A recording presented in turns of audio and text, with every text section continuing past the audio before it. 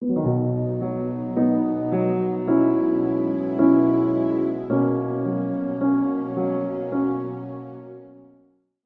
gracias a ti, José Alipio, por invitarme. Voy a comenzar por la comedia y después, según el tiempo que tengamos, completaré lo que nos faltó el otro día de los grandes temas un poco más contemporáneos de la tragedia, lo que hace que la tragedia siga estando viva en nuestra cultura y en nuestra sociedad.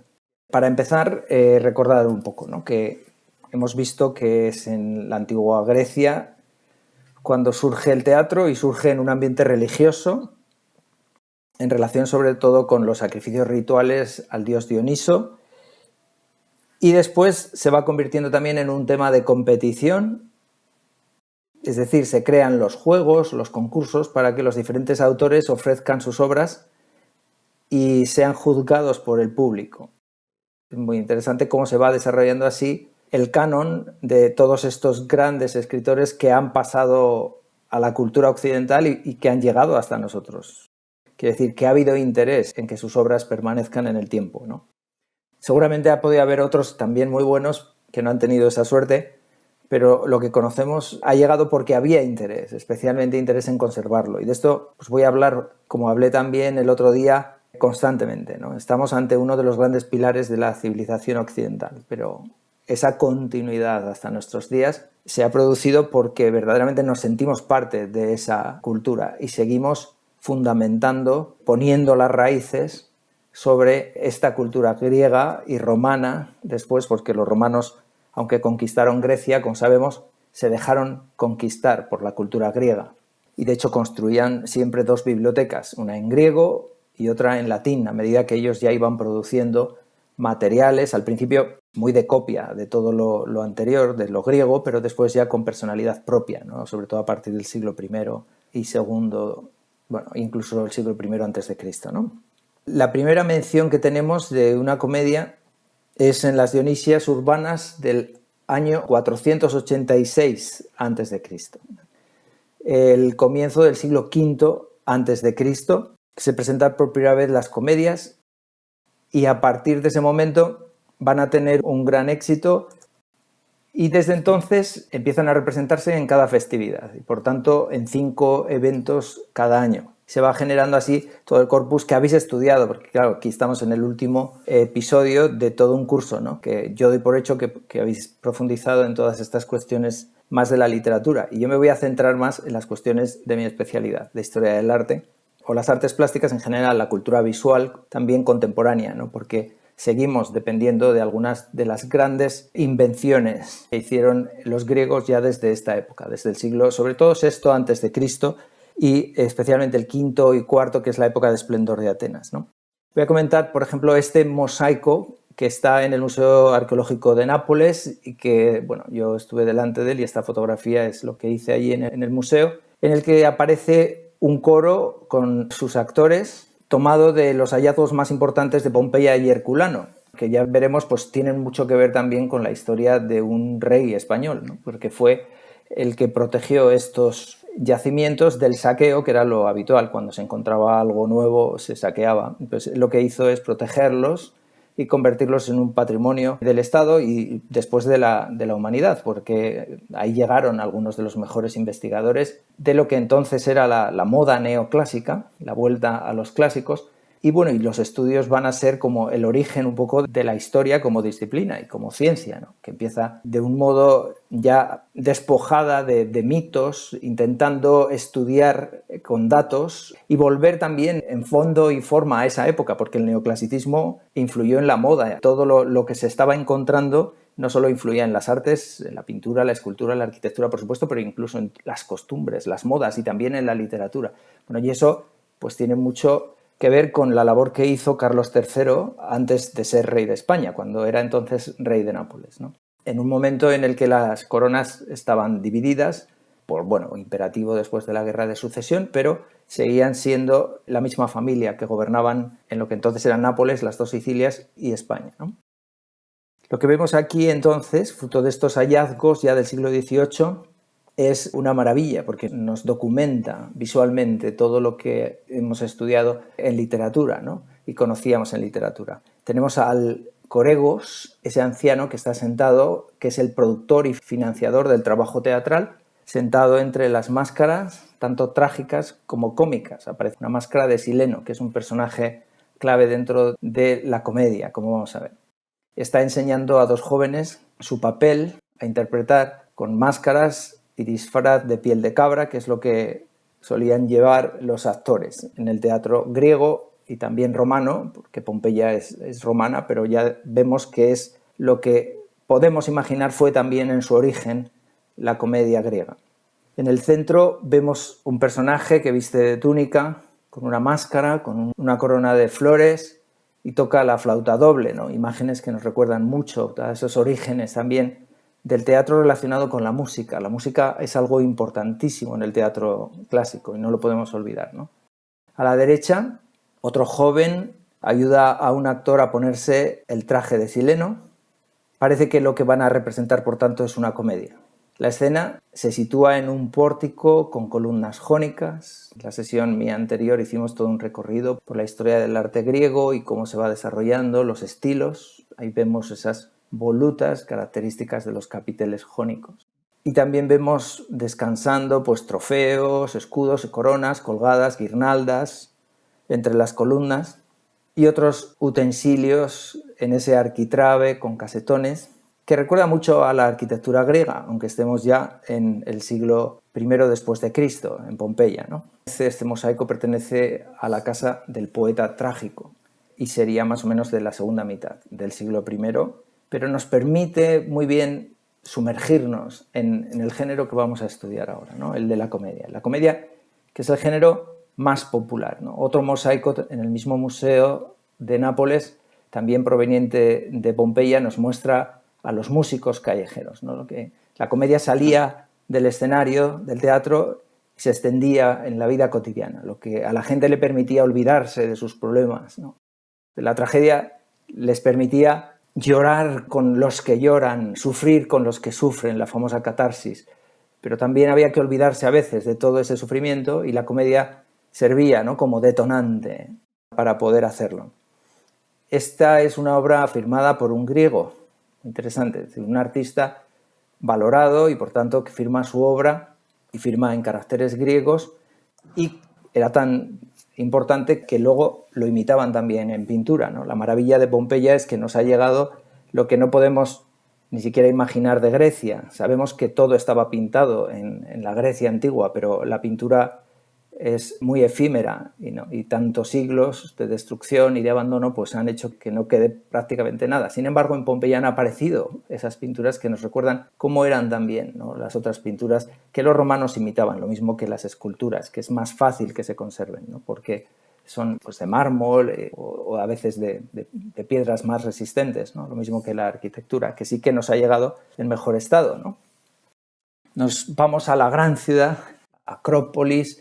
En la Acrópolis de Atenas, el teatro, ¿no?, junto a los grandes templos, al lugar de reuniones, al ágora, allí está también el teatro, recordándonos ese origen sagrado que tenía la tragedia y la comedia también, aunque viene también del culto a Dionisos, ¿no?, aunque poco a poco se va despojando un poco del ritual canónico y se dedica más a lo humano que a lo divino, ¿no?, como vamos a ver.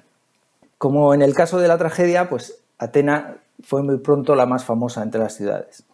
También porque la democracia que gobernaba de modo real en Atenas, por lo menos hasta el año 404, en el que ya Atenas pierde la guerra del Peloponeso y por tanto la hegemonía entre las ciudades griegas y se imponen pues ya oligarcas que no son nada tolerantes con los cómicos, porque veremos que así como la tragedia no molesta a los poderosos, la comedia, sobre todo cuando alude a personajes concretos, a actitudes y a costumbres corruptas, pues puede ser muy molesta. Y por eso veremos también que va a haber una evolución, como habéis estudiado, en las diferentes etapas de la comedia. Son diferentes etapas históricas que tienen que ver con la represión, con las leyes que prohíben a los comediantes pues una determinada crítica, ironía o ridiculización de personajes, etc., ¿no? Iremos poco a poco viendo todo esto porque el humor siempre levanta suspicacias tanto en el poder político como el poder moral también, y por eso la comedia ha sido muy censurada, mucho más que la tragedia, ¿no? También los grandes filósofos, como Aristóteles, hablan de la tragedia como el género por excelencia, ¿no? Aristóteles compara ambos géneros en la poética. Aristóteles está escribiendo ya en una época en la que ha desaparecido la comedia antigua, en la que ya no hay una comedia tan mordaz, tan satírica como antes, pero está diciendo que los buenos escritores se dedican a hacer tragedia porque controlan muy bien el relato, y en la tragedia hay un alma, dice él, el mito de la tragedia, que está desde el principio y que se cierra al final, y controlar todo ese proceso exige una capacidad a los escritores que cuando no se tiene, pues se dedican a hacer comedia, ¿no? Él estaba un poco diciendo que los malos escritores al final acaban haciendo pues televisión, lo que hoy sería la televisión, sobre todo los programas de sátira social, de crítica, de chismorreo, porque muchas de las comedias iban por ahí. Tenían que ver con una sátira de las costumbres, el cotilleo. Dice él, claro, eso tiene que ver con gustar al pueblo, entonces estás constantemente improvisando. No puedes ser un buen escritor si estás improvisando, si dependes de cambiar el final según lo que al público le gusta, etc. Por tanto, estamos adelantando algunos fenómenos que son muy actuales todavía, ¿no? Entonces, en parte de esas críticas que él hace a la comedia irían también con una base real, ¿no? Porque es verdad que muchos escritores en la época ya de Aristóteles se dedicaban a la comedia porque no eran capaces de hacer un género superior, ¿no? Todo eso pasa en Atenas, lo sabemos, cuando Atenas ya ha perdido esa guerra del Peloponeso, ¿no? Cuando Atenas todavía controlaba prácticamente todo. De hecho, Siracusa es una ciudad que fue conquistada y destruida por los atenienses. O sea, a veces Arquímedes se defendía en Sicilia contra Atenas, ¿no? En esta guerra entre, sobre todo, los dos grandes bandos, los que estaban con Esparta y los que estaban con Atenas, ¿no? Cuando se impone el espíritu militarista y antidemocrático de Esparta, en todo el Peloponeso, pues va a desaparecer un poco también la comedia antigua porque desaparece la tolerancia con los cómicos, como os he dicho, ¿no? Vamos a entrar en algunas cuestiones que supongo son como un resumen de lo que habéis visto a lo largo del curso, ¿no? Pero para situarnos, ¿no? En la comedia griega aparecen injurias, dichos que el pueblo lanzaba, sobre todo en las fiestas dionisíacas, cuando se salía muchas veces de la tragedia y se hacía una celebración, una fiesta, entonces bajo efectos del alcohol, del vino, etc. Y había como una especie de desagüe emocional y psicológico y la gente criticaba a sus gobernantes. Es interesante porque precisamente el espíritu democrático permitía la crítica también contra esos gobernantes y al final ese mismo espíritu crítico acabó con el espíritu democrático. El mismo auge de la tragedia está también la muerte de la comedia, está también la muerte del ambiente libre y democrático que permitía ese florecer de la comedia. Y eso lo vamos a ver con el gran comediante, ¿no? Que él mismo al final tuvo que autocensurarse porque habían cambiado los tiempos. Hay algunos elementos que cambian un poquito con respecto a la tragedia, pero también la comedia al principio surge en el teatro y surge con unas reglas como muy fijas. La estructura no era algo que pudiera inventarse, ¿no? Todo esto va a ir evolucionando, pero hay un parodos, de ahí viene la palabra parodia, muchas de estas palabras técnicas después se han quedado en el lenguaje cotidiano, ¿no? El coro entra en escena e interpreta las canciones que van preparando el terreno. Agonía, es como en la tragedia también, es el momento de clímax, lo que luego en el cine decimos el momento de plot point, el máximo clímax, ¿no? el nudo, y después ya viene la parábasis, el desenlace. Bueno, todo tiene que ver con la actuación del coro, que como sabemos eran solo hombres, se disfrazaban de mujeres cuando había que también caracteres femeninos en la escena, y después el éxodo, que entre la parábasis y el éxodo hay 7 partes: el Comation, canto breve, anapesto, discurso al público por el corífeo, el Pennigos, el parlamento largo sin intervención, que aquí estarían las 5 partes que faltan. Bueno, no sé si todas estas características como más técnicas de los estudiosos de la literatura, del teatro, las habéis visto. Yo no me voy a meter, ¿no?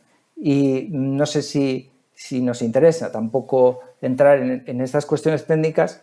Me parece que es más importante ir al fondo de las cosas y para eso vuelvo a referirme al libro al que tanto he mencionado, ¿no? en otras intervenciones, El infinito en un junco, de Irene Vallejo, que dedica el capítulo 72 precisamente a la comedia y es un capítulo maravilloso. Todo él vale la pena pues leerlo casi con lupa porque está tan bien escrito y es una síntesis tan maravillosa de todo esto que ya con ese capítulo estaría dada la sesión. Yendo a una síntesis fundamental.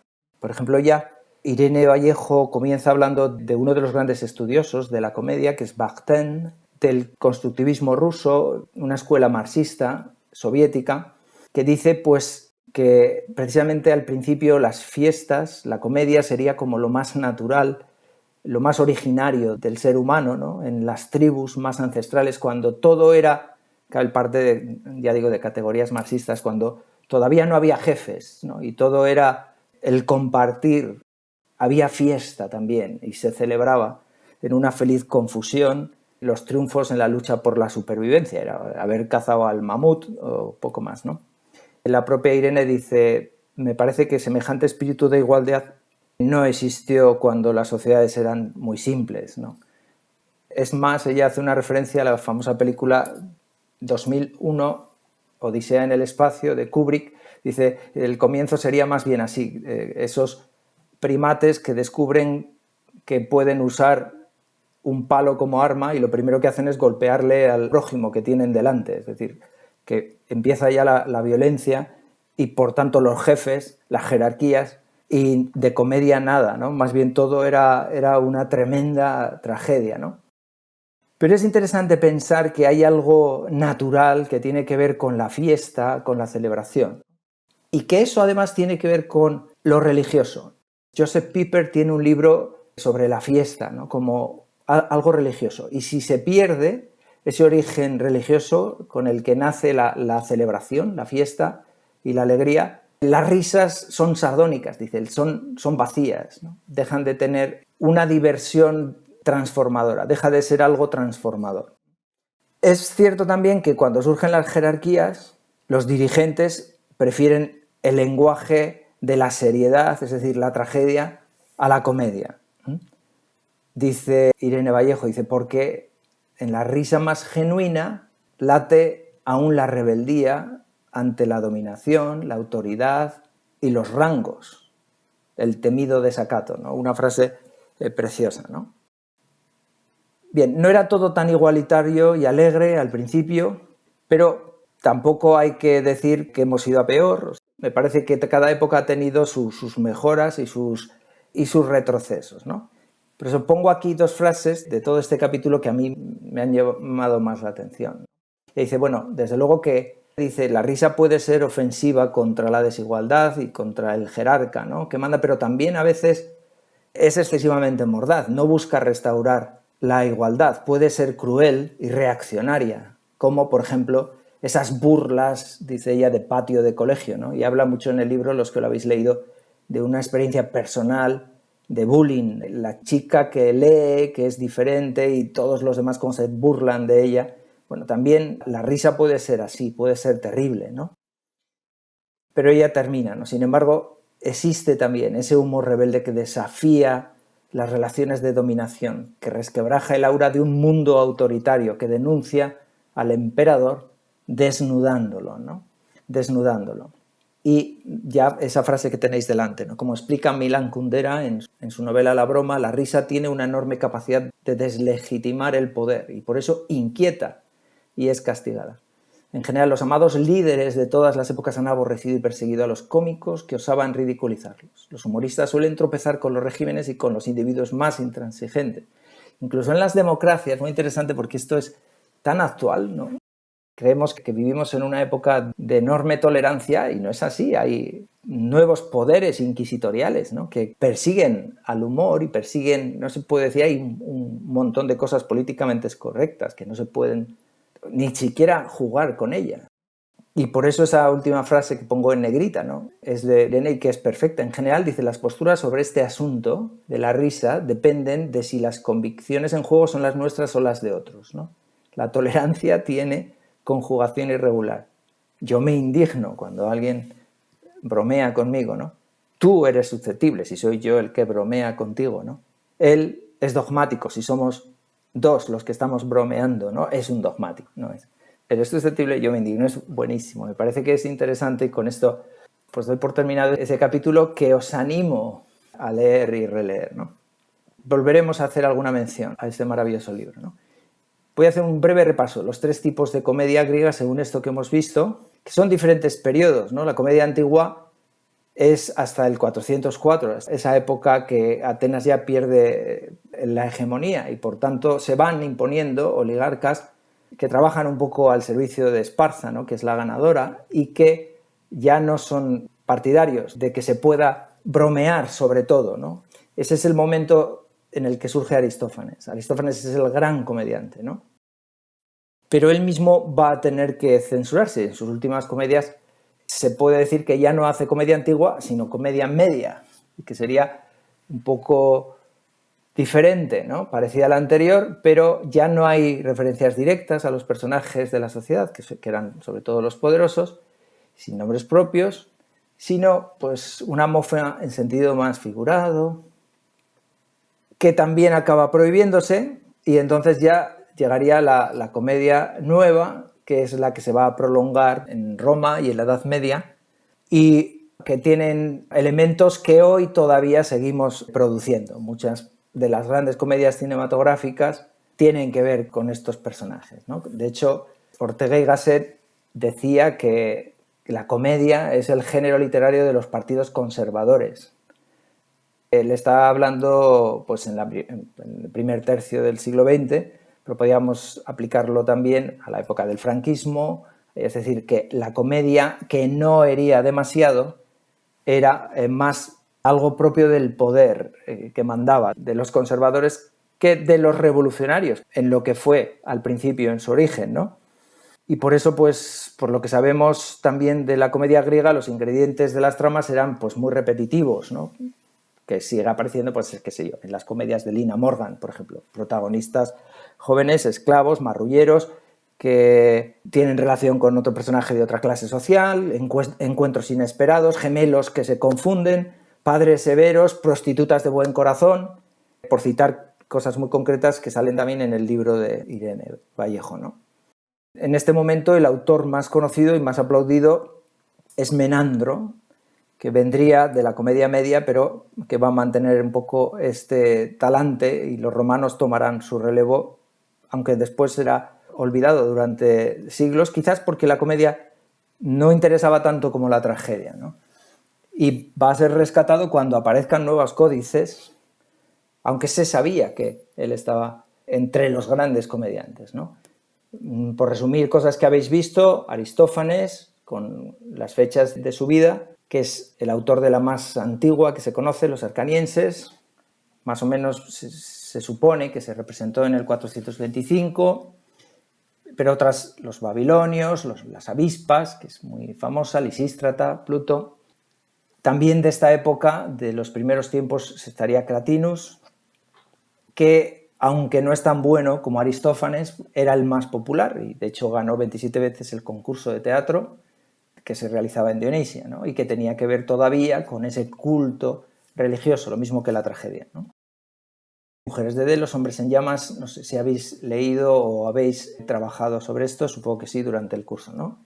Y por último ese Menandro, que destaca ya en la época de la Comedia Nueva y que, bueno, llegó a escribir unas 100 obras de las que no se conservan sino unas pocas, ¿no? La Trasquílada, Los Iconios, La Mujer de Samos, etc. Hemos visto estos personajes mitológicos que tienen que ver con el culto a Dionisos, pero también con el humor de los gestos, de la embriaguez, del tambalearse con una copa, ¿no? Que su propia forma física lleva a la risa, los selenos o los faunos, los personajes a medio camino entre la naturaleza y la humanidad, ¿no? Esos personajes que representan lo salvaje, lo dionisíaco, eso es lo que está acompañando siempre a la comedia, ¿no? En mi visita a Pompeya, que es la primera vez que he ido y la verdad que te impacta mucho por mucho que hayas visto fotografías, hasta que no paseas por las calles de Pompeya, ver el sitio en el que se encontraba ese famoso, la Casa del Fauno, que es una de las más grandes, y en la que se encontraba ese famoso enorme mosaico que he comentado muchas veces, ¿no?, en mis intervenciones, la victoria de Alejandro contra Darío, que es espectacular, porque no lo pude ver en directo, está en restauración, entonces no lo están exponiendo en el Museo Arqueológico de Nápoles. Bueno, ver una reproducción en el lugar en el que se encontró, pues es interesante. Y ver luego pues todas esas pinturas que se han conservado en las casas, ¿no? Bueno, que ahora está muy de moda, pues sacar todo el lado erótico. Bueno, hay algo siempre en la comedia que tiene que ver con la embriaguez, y con la embriaguez vienen también los excesos amorosos también, ¿no? Entonces algo de Eros, el propio Dioniso se rodeaba de Eros, ¿no?, y de personajes que tienen que ver con el erotismo, las danzantes que entran en éxtasis mediante también la danza y el vino.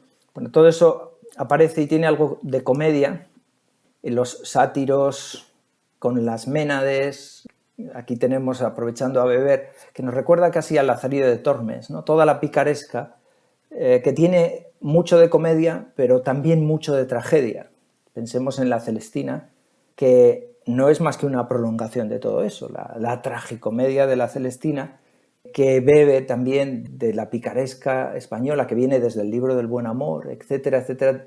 Enlazaría también con estas imágenes tan interesantes, ¿no?, de Pompeya, que nos hablan de ese mundo que la literatura describe, ¿no?, de pícaros, ¿no?, como el Lázaro intentando beber ya sabéis, de la jarra del ciego en ese episodio, ¿no?, que acaba fatal, que acaba rompiéndole los dientes, ¿no?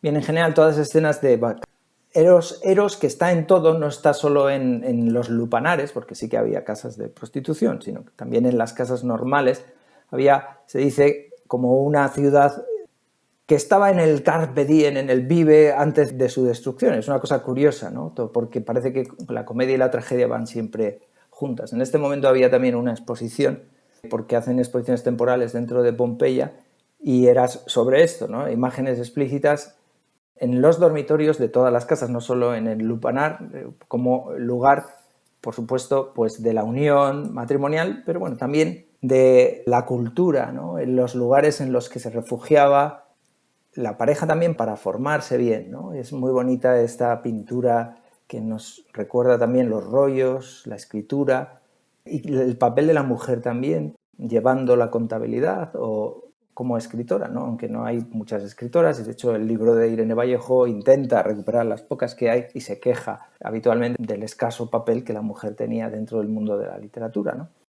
Por eso es tan importante pues recordar esos ejemplos, ¿no?, que tuvieron que salir adelante a pesar de que la sociedad para nada se apoyaba en la cultura de las mujeres. De hecho, no tenían casi, ya veis, ni siquiera un papel como actriz. Eran hombres los que actuaban también disfrazados de mujer. Voy a terminar simplemente conectando, como hice el otro día con la Edad Media, para conectar también donde nos quedamos, ¿no?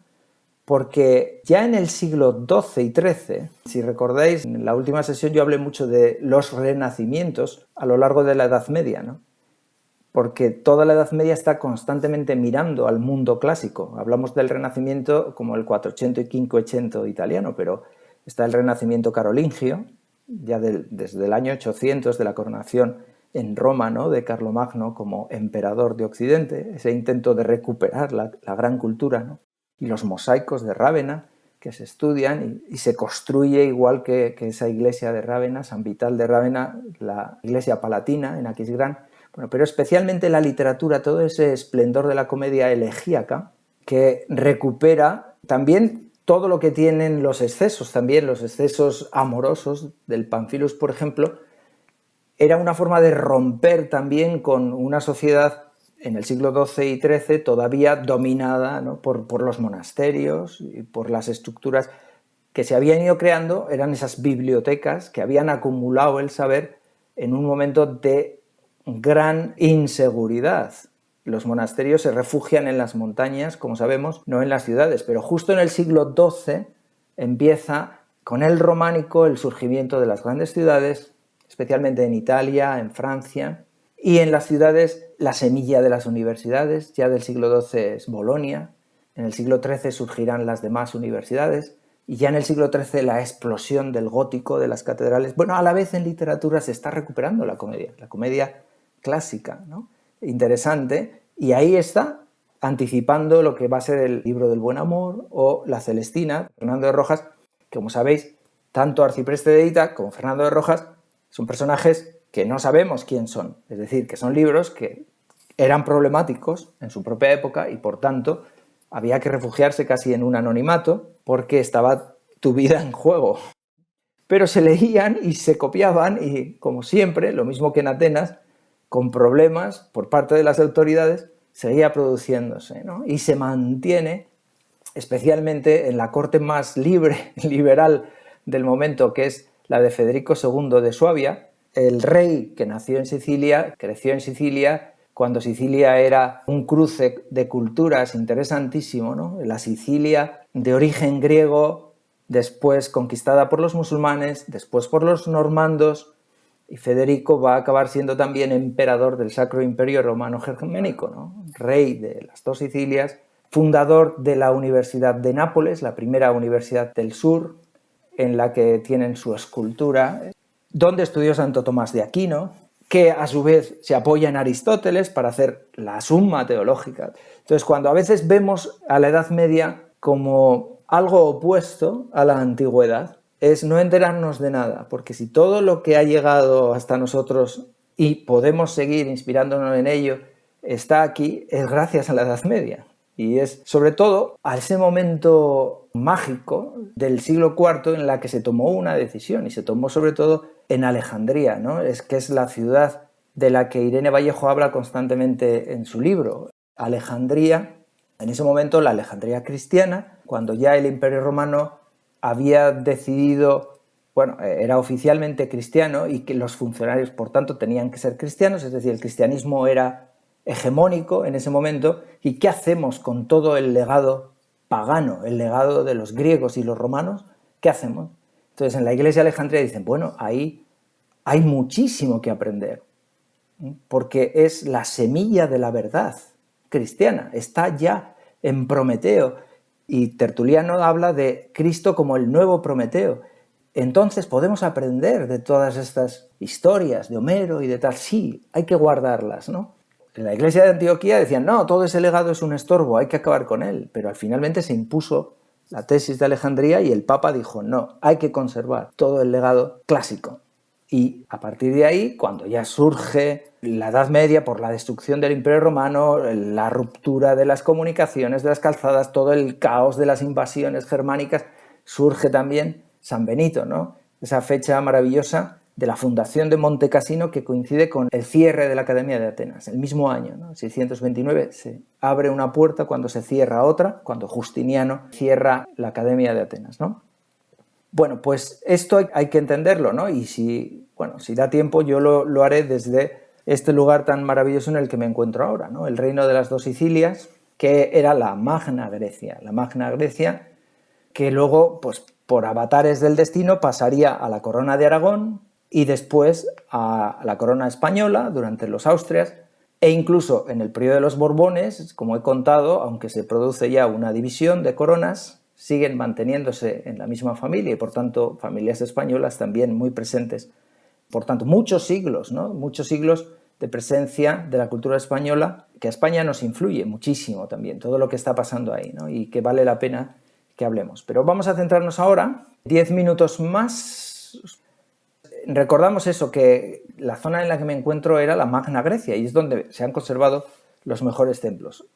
Y es algo que no se dice lo suficiente, pero este templo, por ejemplo, en Paestum, que está cerca de Nápoles, claro, si se ha conservado así es porque era una iglesia, que donde no se usaba se destruía, ¿no? Y especialmente cuando vemos los que están peor conservados es porque se abandonaron. Lo que se ha seguido utilizando se ha mantenido, ¿no? Esto a veces nos parece que, por ejemplo, Agrigento, a finales del siglo XVIII, seguía siendo una iglesia y por eso este templo, el de la Concordia de Agrigento, se conserva tan maravilloso, porque era una iglesia, se despojó de todo lo que tenía que ver con la iglesia en ese momento, porque ya estamos a finales del siglo XVIII, la moda neoclásica hace que queramos recuperar el templo tal como era en la Grecia clásica, y entonces se despojó de todo lo que era añadido, algo que hoy no se haría. Una restauración hoy se hace manteniendo el peso de la historia, las diferentes capas que se han añadido a los monumentos a lo largo de la historia, pero en esa época pues se decidió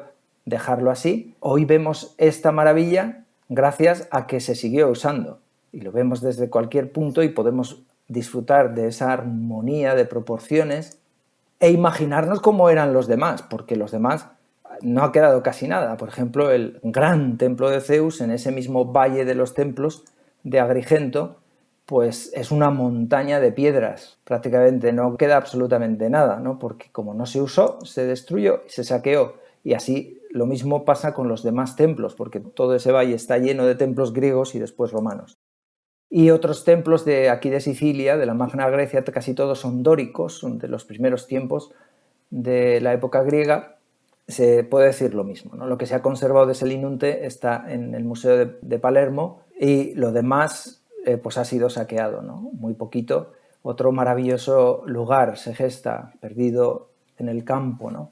Repito, esa prolongación que en algunos casos, como los teatros, conectamos con el tema del que estamos hablando, pues se sigue utilizando. Taormina, esta es una foto hecha por mí ahora, allí en Taormina se siguen representando, mirando el mar o mirando el volcán, el Etna, obras de teatro, ¿no? En este momento había un concierto sobre homenaje a Franco Battiato, y en Siracusa, por donde pasamos también este breve recorrido buscando las huellas griegas de Sicilia, en concreto se estaba representando una tragedia de la que estuvimos hablando el otro día, y se estaba representando a Agamenón.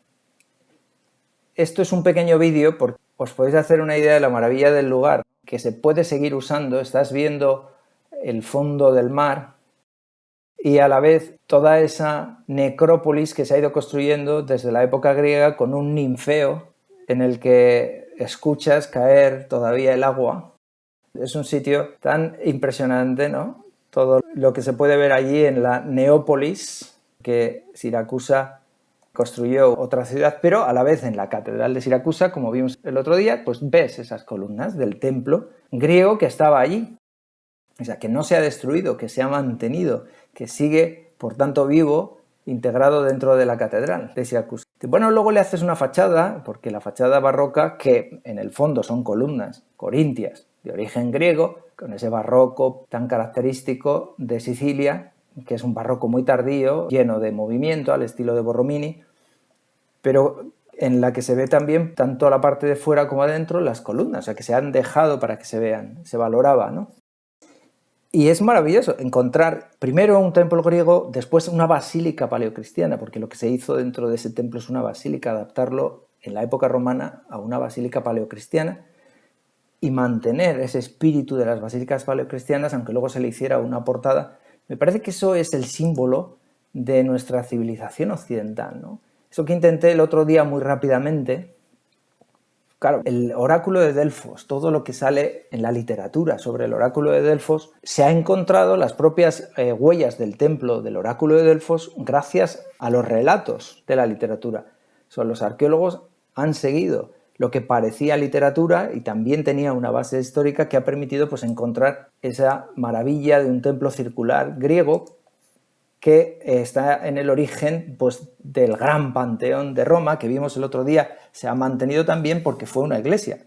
Si no hubiera sido una iglesia, no hubiera quedado nada del Panteón, se hubiera saqueado como el resto de los monumentos de Roma, porque, entre otras cosas, se llevaban las columnas y se llevaban el mármol para decorar las villas y los castillos, cuando Roma se convirtió en una ciudad en guerras constantes entre diferentes familias, etcétera, y había que construir edificios para protegerse unos de otros, etcétera, y se saqueaba todo y se destruía todo. Y si se mantuvo es porque siguió con culto, en este caso el culto cristiano, y eso me parece maravilloso, esa maravilla de la cúpula esférica que después Bramante quiere recuperar y rompe con la tradición de las basílicas y crea ese tempieto y le pone el nombre de templo, como tenían los templos romanos y griegos, recuperando la tradición en el más puro estilo renacentista, mirar a nuestros maestros, los clásicos, aunque seamos cristianos, y por tanto hagamos iglesias y no templos paganos, ¿no? Y así es el Panteón también. Bramante diseñó también la cúpula que después levanta Miguel Ángel, y esos obeliscos egipcios se incorporan en la cultura porque los romanos los trajeron y después los tenemos en Washington y los tenemos en todas las grandes ciudades que se construyeron según el espíritu del neoclasicismo, con esa cultura que está muy bien también simbolizada en la escultura de este monumento que es muy famoso, se llama el Toro Farnese, porque pertenecía a la familia Farnesio, pero es todo un conjunto de origen helenístico del último periodo griego que se confunde ya con Roma, y que habla de uno de estos mitos trágicos, ¿no?, que están detrás del alma de la tragedia, donde nos quedamos el otro día, que es el suplicio de Dirce, a la que los hijos de Antíope, Anfilo y Ceto, deseando vengar las ofensas que ella le había hecho a su madre, ataron a un toro salvaje que le arrastró hasta matarla, ¿no? Es el momento de la ibris es el máximo sentimiento, la pasión, en la que es atada para ser arrollada por el toro. Y es todo un conjunto que se ha conservado gracias a que primero se encontró en el siglo XVI en las termas de Caracalla, el Papa Pablo III mandó restaurarlo ni más ni menos que a Miguel Ángel. Después, como era de los Farnesio, Luis XIV lo quiso comprar, pero Isabel de Farnesio, que es la segunda mujer de Felipe V, el primer Borbón, rey de España, se negó y lo que hizo es trasladarlo a Nápoles, donde ya gobernaba su nieto Fernando, después de que Carlos III se viniera a España. Bueno, de toda esa conexión que a lo largo de la historia se da en la mirada hacia el gusto griego y la tragedia que este monumento representa, ¿no?, sería también un símbolo de todo eso que comentamos el otro día, que se produce cuando ya el imperio se divide entre Oriente y Occidente, pero a la vez en esa parte del sur de Italia, las dos Sicilias, sigue la cultura oriental, la cultura griega, pero también en Roma. Estuve viendo también en la necrópolis vaticana junto a la tumba de Pedro. Es un viaje a los orígenes del cristianismo en Roma, ¿no?, porque está la tumba de Pedro rodeada de antiguos mausoleos paganos. Ya se ve que es cristiano, pero fijaos, es el propio Cristo como Helios o como Apolo, en un carro alado, como se representaba, pero en un ambiente cristiano en el que todavía no se permite la cruz, pero ya aparecen las vides como referencia de la Eucaristía. Interesantísimo esa síntesis, que es la que yo comenté el otro día también. Ese sepulcro está también ahí en la necrópolis vaticana, para mostrar que Cristo está por encima de la bóveda del cielo, es decir, que el horóscopo, que el movimiento de las esferas depende de él también. Él es el gran creador, él es Dios, aunque sea un jovenzuelo que le ha dado las llaves a Pedro y las leyes a Pablo, que es lo que aparece en los dos apóstoles enterrados en Roma, pero él tiene a un Dios del cielo sujetándole los pies. Claro, esto se entendía muy bien, esa síntesis que se produce también en la literatura y que yo intenté mostrar el otro día, que se mantiene en la Edad Media incluso pues en sitios tan lejanos como España, ¿no?, en el Camino de Santiago, con ese sepulcro de Usillos que inspira las grandes obras de todo el camino, ¿no?, desde Jaca hasta Santiago de Compostela, pasando por Fromista y por San Isidoro de León. Aquí nos habíamos quedado, creo, en un comentario además muy interesante, ese sacrificio del Cordero, que es toda la historia bíblica, que es el sacrificio de Abraham, el sacrificio de Moisés, después el Cordero Pascual, y es Cristo como Cordero Pascual con la cruz, y ese horóscopo que recuerda mucho al sarcófago en el que se están inspirando todos estos escultores del Camino de Santiago que llegan hasta Toulouse, ¿no?, las influencias. Y se ha estudiado en relación pues, con esas tragedias que estábamos viendo, ¿no?, el sacrificio de la hija de Agamenón, de Ifigenia, que después aparece en último momento pues, Atenea con un ciervo para salvarla, etcétera, etcétera, como aparecería Dios con un carnero para salvar a... Hoy se tiende a ver esto como que el cristianismo en el fondo ya estaba de alguna forma en la mitología. Pero me parece que lo que hay que hacer es verlo al revés, es que el cristianismo fue respetuoso y dijo, hay semillas de verdad también en todo lo anterior que podemos respetar porque encajarían si lo interpretamos de modo alegórico con el mensaje cristiano que se está transmitiendo ahora, ¿no? Bueno, esto llega, pues ya veis, hasta Ampúries, ¿no?, en Cataluña, donde sabemos que hubo una de las más antiguas colonias griegas en España, ¿no? Voy a terminar 2 minutos más, porque nos quedamos aquí con este otro mito y la presencia en la cultura contemporánea de estos mitos, ¿no? Ifigenia a veces se la consideraba hija del héroe de Atenas por excelencia, que es Teseo, Teseo es el que mata al Minotauro. Él se hizo pasar por uno de esos jóvenes que iban a ser víctimas del Minotauro. El Minotauro es la cultura cretense que dominaba entonces, y Atenas era una ciudad sometida por Minos, el rey de Creta, y el Minotauro sabéis que era un personaje hijo del rey Minos, fruto de unos amores de su esposa con el toro al que él iba a sacrificar, pero finalmente no sacrificó, y como venganza Apolo hizo que su mujer concibiera un monstruo con el toro. Bueno, aquí tenemos de Pompeya también Teseo victorioso después de matar al Minotauro. Aparece por todas partes la cultura del Minotauro. En Pamplona incluso hay un mosaico del Minotauro que se puede ver en el Museo de Navarra, y por eso ese tema del Minotauro fue la clave para los surrealistas, porque ese monstruo, a su pesar, era el símbolo también de las pasiones más animales que todos tenemos, ¿no? Y Picasso se representaba a sí mismo como el Minotauro ciego de pasión en su lucha y su combate con pues, las personas que él quería. En este caso, María Teresa Walter, que aparece como una mujer torera, derrotada, muerta por el Minotauro, en el momento en el que él estaba pasando por una crisis existencial y quería ya pues, dejarla, irse con otra. Bueno, este es el grabado La Minotauromaquia, sobre el que yo he comentado mucho porque está muy en relación con el nacimiento del Guernica, en el que el toro tenía rostro humano muchas veces, en los bocetos que Picasso nos dejó. Pero el tema, fijaos, del Minotauro, para el psicoanálisis, la revista de los surrealistas se llamaba Minotauro. Lo mismo que Edipo, los complejos de Freud, ¿no? Edipo, Electra, siempre remitiendo a esos orígenes de la tragedia griega. Edipo Rey es quizás la obra más conocida de Sófocles, supongo que la habéis estudiado a fondo. A Edipo el oráculo le dice que va a matar a su padre Layo y que se va a casar con su madre, Yocasta, y él, tratando de evitar el destino, acaba cumpliéndolo. Siempre está en la tragedia ese destino inexorable, ¿no? Sobre esto, casarse con la madre, matar al padre, bueno, Freud creó toda una compleja psicología, ¿no? En la que se basa el psicoanálisis del subconsciente, ¿no? Pero sobre todo interesa por qué Freud puede hacer eso y puede hablar de los complejos, porque verdaderamente los personajes de Edipo expresan reflexiones filosóficas y hablan de su psicología, de su sufrimiento, y reflexionan sobre su conciencia, los problemas de la conciencia. Por ejemplo, cuando Edipo pronuncia las siguientes palabras: no sé con qué ojos podría mirar mi padre cuando llegase a la morada de Hades, el lugar de los muertos, como podría mirar también a mi desgraciada madre, por los crímenes que contra ellos he cometido no los expiraría ni colgándome, ¿no?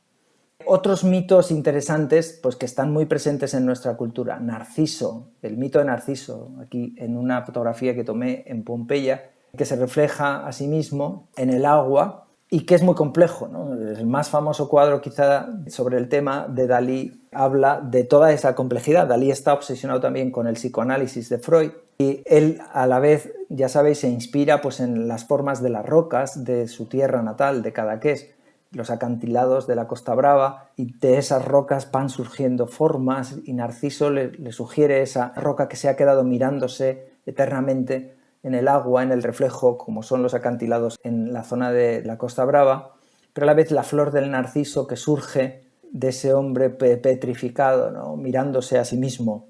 Bueno, sobre la metamorfosis, Ovidio es el que hace pues, una interpretación más interesante, ¿no? Ese joven de gran belleza del que se enamoran todos, incluida la ninfa Eco, que se va a los bosques y desaparece y solo queda el eco de su voz, ¿no? Bueno, todo es muy, muy interesante. De ahí han salido cantidad de historias, ¿no? Porque los mitos griegos son como píldoras intensivas de verdad que sirven después pues, para conocernos, para reflexionar sobre cómo somos.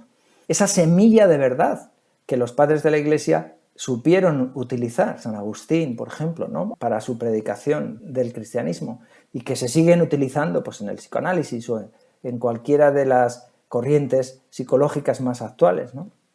También el castigo de Narciso fue olvidarse de sí mismo, porque fue Némesis la que le castiga. Por tanto, al olvidarse de sí mismo, se enamoró de sí mismo. Es como una metáfora del Alzheimer, es que no nos acabamos de reconocer a nosotros mismos y podemos enamorarnos de nuestra propia cara porque no reconocemos nuestra cara. Bueno, sobre esto hay varias novelas recientes, ¿no?, que se han escrito y que ya no voy a tener tiempo de contar.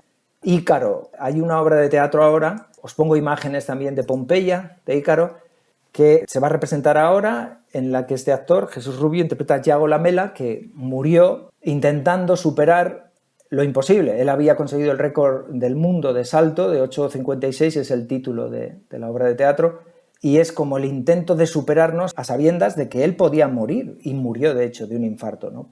Ese volar al cielo, conseguir lo imposible, que es tan humano y que el mito de Ícaro lo está constantemente reflejando, ¿no? Iba a hablar ya de la última, que es Antígona. Para terminar, quizás Antígona es la que encaja mejor con ese propósito filosófico y ciudadano que toda la tragedia griega tenía y que hace que Shakespeare también haya conseguido que los ingleses tengan un corpus de reflexión filosófica y ciudadano a través de todas esas obras de teatro que son claramente griegas. También Shakespeare recoge toda esa tradición, además de la cultura nórdica.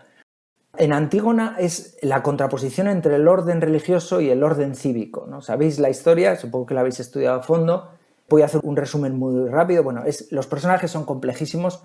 Nos vamos a limitar a decir que Antígona no acepta la decisión del tirano de que no entierre a su hermano, que ha sido un conspirador y el cadáver ha sido condenado a ser comido por los buitres, y decide enterrar a pesar de que se lo prohíba el tirano de Tebas, porque las leyes divinas son más importantes que las leyes humanas, ¿no? Es el gran tema. Y a la vez es mujer, es adolescente, está sola, es devota, es piadosa. Todos los grandes temas actuales están en Antígona. De hecho, esta presentación es sobre eso. Es una presentación desde nuestra perspectiva actual, pero que encaja precisamente con el drama que representa. Además de mujer, entromete en los asuntos de la política propios de hombres, y por eso Creonte dice: si te es necesario amar, vas a ir a amar a los muertos, porque a mí, mientras viva, no va a haber una mujer que me haga ley, que me diga qué es la ley, ¿no? Todo acaba fatal porque el propio Creonte recibe el castigo también en forma de suicidio de su hijo, que estaba enamorado de Antígona. Acaba mal porque hay un destino inexorable, lo sabemos. Todos estos conflictos están en muchísimas películas. Aquí tenéis solo algunos ejemplos, pero Antígona la podemos encontrar en un montón de películas muy famosas. Pero yo quiero que veáis, si tenéis tiempo, y con esto voy a terminar, una obra que hicieron con un guión súper original, que la hicieron para un musical en unos colegios de Valladolid y después ha llegado a los teatros. Que es Antígona tiene un plan. Es cuando a Antígona le introduces un pequeño cambio, un cambio que es muy pequeño, que es la libertad. Ya no hay un destino inexorable, sino que la libertad humana puede cambiar ese destino. Es decir, cuando ya no hay un Dios implacable, sino un Dios que cree en la libertad humana, que ese es el gran mensaje del cristianismo, que respeta la libertad humana hasta el punto de que su propio hijo muere en la cruz porque los hombres han decidido hacerlo así, y acepta eso. Dice, vale, pues yo, Dios, acepto el camino de la cruz si es lo que los hombres quieren. Pero de ahí, de ese camino, aparentemente absurdo, una locura, dice San Pablo, para los griegos, una blasfemia para los judíos, de ese camino voy a hacer la revolución cristiana, ¿no? Simplemente introduciendo ese elemento, cambia todo y la tragedia se convierte en una comedia, pero una comedia de profundidades. La comedia de la que lloras de alegría, que también hay muy buenas comedias de este tipo en el cine y en la televisión, ¿no? Entonces lo podéis buscar en YouTube. Antígona tiene un plan y hay varias versiones. Una es la original, que se representó al principio en el teatro después de haberla hecho en varios colegios. Y a ver qué os parece. La calidad no es de profesionales, o sea, porque está grabado de un modo no profesional, pero el guión me parece absolutamente genial, ¿no? Para este cambio que... Y bueno, y con esto, que es un poco ya un resumen, termino, ¿no? El resumen de todo lo que hemos visto. He visto que era el resumen perfecto de las características del teatro, cuándo nace y por qué es importante, las diferencias entre uno y otro, la tragedia, que afectan al hombre en profundidad, todos los grandes temas, y que se expresa a través de mitos, con un lenguaje culto elevado, con esos autores que hemos estudiado, Esquilo, Sófocles, Eurípides sobre todo, y la comedia, que refleja los problemas más importantes de la época con argumentos inventados que mueven a la risa o a la burla. El héroe es a veces alguien que acaba bien, no simplemente acaba en manos de un destino cruel, resuelve su situación angustiosa, pero pasa también por ese momento agónico. Y el lenguaje a veces es vulgar, obsceno, la música también puede ser una música mucho más popular, y esos autores que hemos visto, sobre todo Aristófanes y Menandro. Muchas gracias.